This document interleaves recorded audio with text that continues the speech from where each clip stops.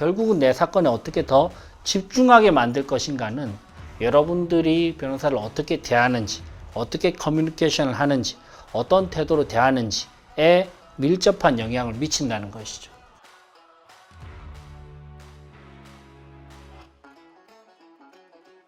네, 안녕하세요. 협상 전문가 류재현 변호사입니다. 오늘은 내 사건 변호사와 커뮤니케이션 하기라는 주제로 변호사를 선임을 했거나 아니면 선임 직전이다, 변호사와 함께 일을 한다 라고 했을 때 우리가 좀 신경 써야 될 포인트들, 특히 이제 변호사 분들이 사실은 좀 차갑기도 하고요, 또 때로는 까칠하기도 하고 어떻게 돼야 될지 좀 고민스럽기도 합니다. 그래서 이런 부분들에 대한 고민이 있으신 분들을 위해서 한 5가지 정도의 포인트를 잡아서 한번 설명을 드려보도록 하겠습니다. 저는 10년차 변호사고요. 실제로 한 커리어의 절반 정도는 외국계 기업의 법무실에서 근무를 했습니다. 외국계 기업의 법무실에서 근무를 하면서 김현장을 비롯해서 우리나라에 있는 빅5 로펌들의 변호사님들과 실제로 일도 많이 진행을 했고, 그분들을 저희가 이제 고용을 해서 일을 했던 것이죠. 저희가 이제 일을 맡겼던 것이고, 그러면서 이제 빅5 로펌 변호사님들의 생리, 그리고 실제로 이제 커리어의 절반 정도는 제가 기업 법무를 조금 중점적으로 하는 로펌을 설립을 해서 많은 클라이언트들과 일을 해보기도 하고 있습니다. 그러면서 의뢰인들이 처음 이제 변호사님들과 일을 할 때 여러 가지 좀 감정적으로 또 커뮤니케이션 관점에서 어려움을 겪는다라는 사실을 좀 발견하게 됐는데요. 몇 가지 팁을 좀 드리고 싶습니다. 먼저 이야기를 드리기 전에 변호사들이 과연 어떤 상태에 어떤 상황에 처해 있는지부터 먼저 좀 설명을 드리려고 해요. 이런 부분들에 대한 이해가 있으면 훨씬 더 빠르게 접근할 수 있을 것 같습니다. 변호사들이요, 여러분들께서 맡긴 하나의 사건, 하나의 소송에 집중을 한다면 결과도 사실 좋을 수 있고요, 또 그 과정도 매끄러울 수 있습니다. 네, 생각보다 많은 변호사들이 많은 사건들을 다루고 있고요. 특히 이제 변호사들 크게 2가지로 나뉠 수 있습니다. 소송을 전문적으로 하는 송무 중심의 변호사, 또 자문을 중심으로 하는 자문 중심의 변호사. 저는 이제 자문 중심의 변호사고요. 또 주위에 저와 함께 일하는 동료 변호사들 중에서는 송무 중심의 변호사들도 있는데, 송무 중심의 변호사들 기준으로는 평균적으로 적게는 20, 30건, 많게는 5, 60건 이상의 사건들을 본인 혼자 처리하는 경우들이 생각보다 많습니다. 한 5, 60건 정도 가지고 있다라고 하면 기일이 거의 계속적으로 다가오고요. 본인이 50개의 케이스를 손에 쥐고 있다고 생각을 해보십시오. 생각보다 한 가지 사건에 집중할 수 있는 분위기나 환경이 아니라는 것이죠. 자문 변호사들도 마찬가지입니다. 정기적으로 자문을 제공을 하는 그런 업체들이, 클라이언트사들이 20개 이상이 넘어가고, 또 정기적으로 뿐만 아니고 비정기적으로 프로젝트성으로 자문을 요청을 하는 기업들이 생각보다 많아지다 보면 본인의 머릿속에 적어도 30개에서 많게는 5, 60개의 케이스들이 계속 돌아간다는 것이죠.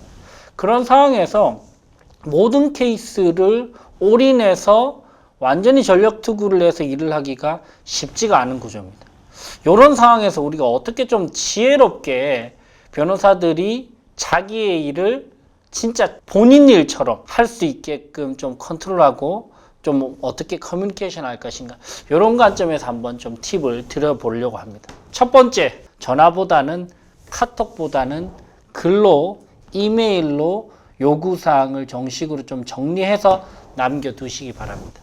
왜냐하면 전화 같은 경우에는 하루에도 수십 통의 전화가 오기 때문에 본인이 사실 변호사들이 무슨 전화가 어떤 전화를 했는지 기억하지 못하는 경우들도 많아요. 카톡 같은 경우에도 일일이 다 답변하기도 또 힘든 경우들도 많고요. 그렇기 때문에 만약에 좀 중요한 부분이다, 기일을 앞두고 있다, 의견서를 좀 제출해야 된다, 이런 부분이 있으면 내용을 좀 본인의 요청사항을 정리를 해서 이메일로 깔끔히 남겨두고 추가적으로 문자나 카톡 정도를 남겨두면 훨씬 더 변호사들은 이 메시지를 묵직하게 받아들인다는 것이죠. 변호사들은 글에 대해서 민감합니다. 그리고 글을 절대적으로 중요시 여깁니다. 한 번으로 휘발되는 전화통화, 카톡 이런 것들보다는 여러분들의 커뮤니케이션 주된 수단은 중요한 내용은 반드시 이메일로 남겨두시는 게 증거자료 확보용으로도 좋고 변호사들 심리적 압박용으로도 좋습니다. 자, 두 번째는 반드시 시간을 정해서 요청하라입니다. 변호사들이 일에 치이다 보면 특히 이제 잘 나가는 변호사들, 유명한 변호사들, 많은 사건을 다루는 변호사들 같은 경우에 시간에 치여서 굉장히 급박하게 일을 처리해야 되는 상황들이 만들어지는 경우들이 있어요.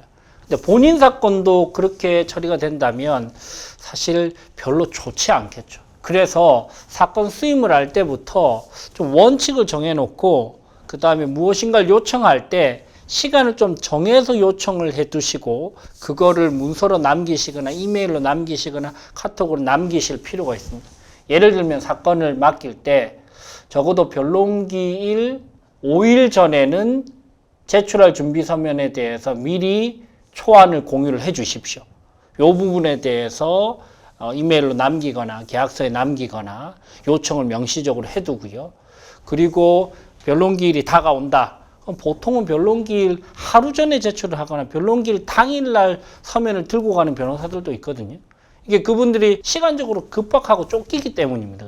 이런 부분에 대해서 내 사건에 대해서는 적어도 초반부터 말씀드리는 것은 준비서면 제출하기 5일 전에는 적어도 초안을 받아볼 수 있으면 좋겠습니다. 그리고 제가 더블 체크를 하고 피드백을 드리고 3일 전에 제출했으면 좋겠습니다.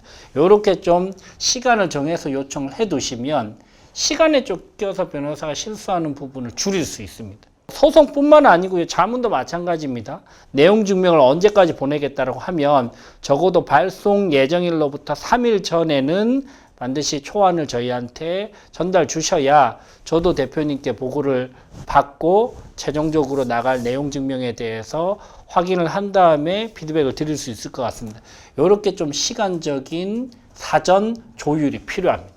그렇지 않으면은 시간에 쫓겨서 실수가 만들어질 가능성이 있다는 것이죠. 세 번째는 요건 좀 심리적인 부분인데요. 변호사들을 먼저 좀 인정해 주십시오. 변호사들도 인정에 약한 편입니다. 특히 이제 가장 지양해야 될 포인트가 다른 변호사와 다른 로펌과 좀 비교를 하면서 저기 가서는 저렇게 하던데 왜 여기서는 이렇게 해주시나요? 이런 방식으로 좀 자존감을 깎아내리거나 아니면 비교를 하면서 단점을 부각시키거나 이렇게 해버리면 아무래도 여러 사건을 들고 있는 변호사들 같은 경우 기분이 나빠서라도 감정이 좀 상해서라도 조금 그 사건에 대한 집중도가 떨어지거나 아니면 조금 집중을 못하게 되는 케이스가 있을 수 있다는 것이죠.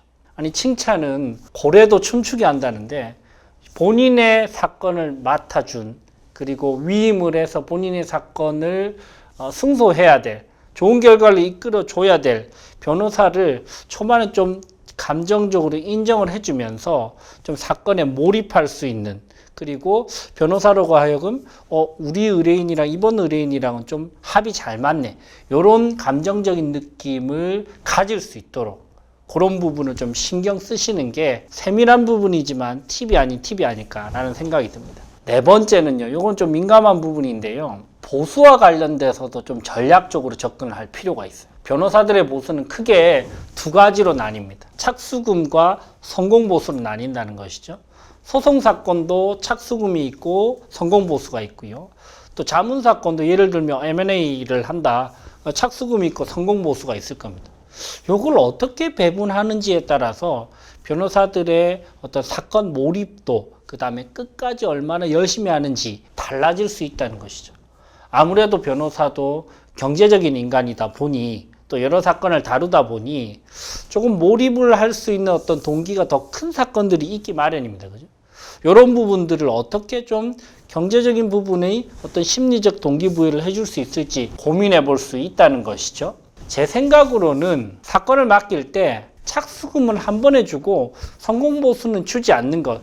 이것은 소송 전략적으로 별로 바람직해 보이지는 않습니다. 일단 먼저 착수금을 초반에 받고 나면 사건이 진행되기까지 소송 같은 경우에 적어도 6개월에서 1년 이상 걸리고요. 자문 같은 경우에도 꽤 중요한 자문들 같은 경우 6개월 이상 지속되는 경우들이 있는데요.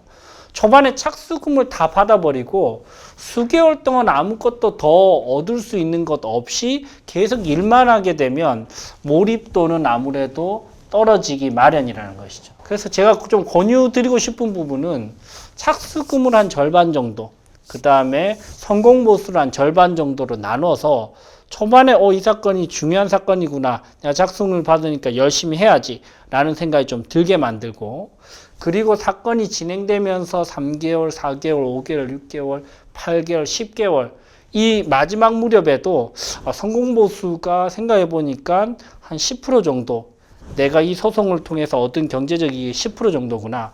그러면 내가 이걸 만약에 2억 원을 승소를 해서 그 의뢰인께 제공을 하면 적어도 성공보수를 2천만 원 받을 수 있겠네. 마지막까지 좀 집중을 해봐야지. 이렇게 좀 생각하게 만들 필요가 있다는 것이죠. 그래서 착수금에 몰빵을 해서 초반에 임팩트를 주기 위해서 금액을 다 지불하지 마시고요. 착수금을 조금 낮추더라도 성공보수를 조금 높이는 방향으로 해서 변호사 사건 위임 계약서를 아니면 자문 계약서를 체결하는 것이 결국 좋은 결과를 얻는데 도움이 되지 않을까 생각이 듭니다. 그렇다고 해서 착수금을 제로로 하는 것은 저는 조금 불안한 부분이 있습니다. 왜냐하면 초반에 그래도 동기부여가 조금 임팩트가 있어야 될 텐데 이 사건은 뭐 성공하면 돈을 받을 수 있는데 이게 한참 걸리니까 라는 식으로 해서 초반에 좀 몰입을 못할 수도 있거든요. 그래서 여러분들이 이 변호사와 이야기를 하면서 착수금과 성공보수를 적절하게 섞어서 좀 초반에 조율을 하는 것을 권해드립니다.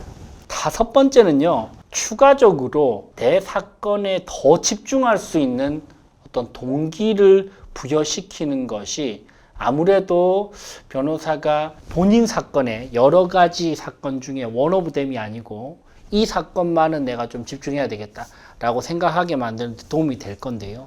예를 들면 어떤 게 있을까요? 우리 회사 사건인데 우리 회사가 지금 이런 상황 때문에 추가적으로 이런 자문권과 소송권이 조금 더 있을 수 있을 것 같고 이번 사건이 좀 잘 해결되고 매듭지어지면 제가 대표님께 보고를 해서 추가적인 건들도 변호사님께 좀 맡길 수 있을 것 같다라고 이야기를 한다든지 아니면 합작법인 설립을 예를 한다. 투자계약과 관련된 자문을 한다라고 했을 때 이런 비슷한 고민을 가지고 있는 우리 알고 있는 지인 대표들이 있는데 이번 사건이 좀 마무리가 잘 되면 제가 변호사님을 적극적으로 좀 소개를 해드리겠다든지 이런 부분에 직접적인 경제적 이익은 아니지만 변호사로 하여금 이분과는 좀 장기적으로 우리가 좀 가야 되겠다.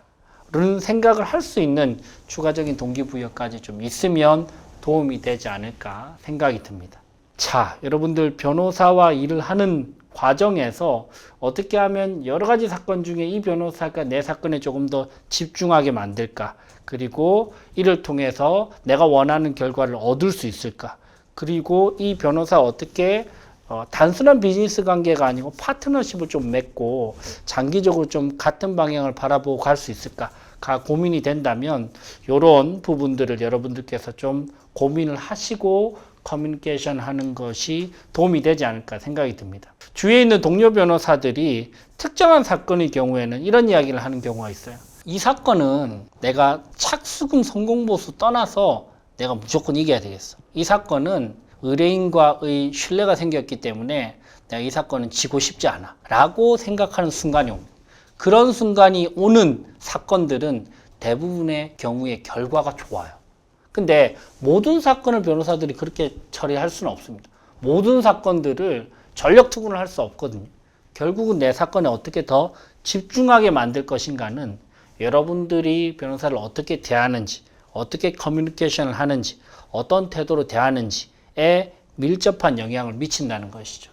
지금 이 영상을 보고 계시는 분들이라면 아마도 조금 골치 아픈 그런 사건에 휘말려서 변호사를 선임할까 말까 고민하거나 변호사를 선임했는데 내 뜻대로 좀 흘러가지 않는다라고 생각하시는 분들이 많을 텐데요. 여러분들 이런 부분들 좀 참조를 하셔서 원하시는 좋은 결과 얻으시기 바라겠습니다. 지금까지 협상 전문가 류지연 변호사였습니다. 감사합니다.